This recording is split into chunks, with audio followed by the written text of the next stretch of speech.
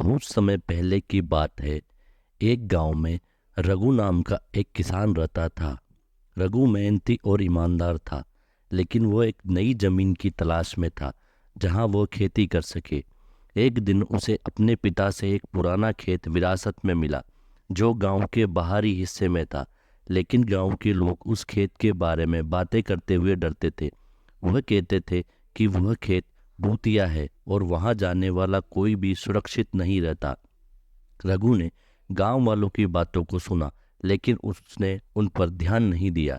उसे लगा कि सिर्फ यह पुरानी अफवाहें हैं और वह डरने वाला नहीं था।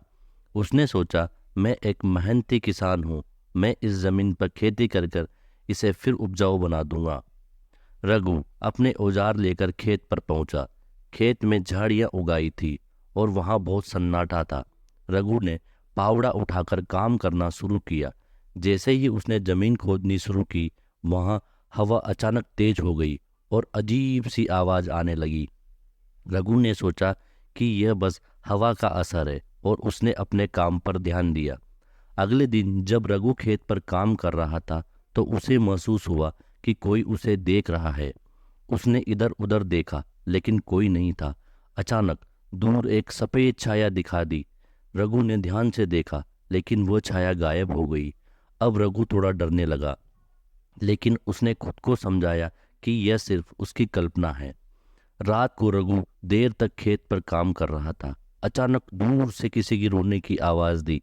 उसने चारों ओर देखा, लेकिन कोई नहीं था। वह डरे हुए अपने घर की ओर चल पड़ा। उस रात उसे ठीक से नींद नहीं आई। उसे लगा कि शायद उस खेत में कुछ गड़बड़ है। अगले दिन रघु को खेत के पास एक पुरानी झोपड़ी मिली। उसने झोपड़ी के अंदर जाकर देखा तो वहां एक पुरानी किताब रखी हुई थी।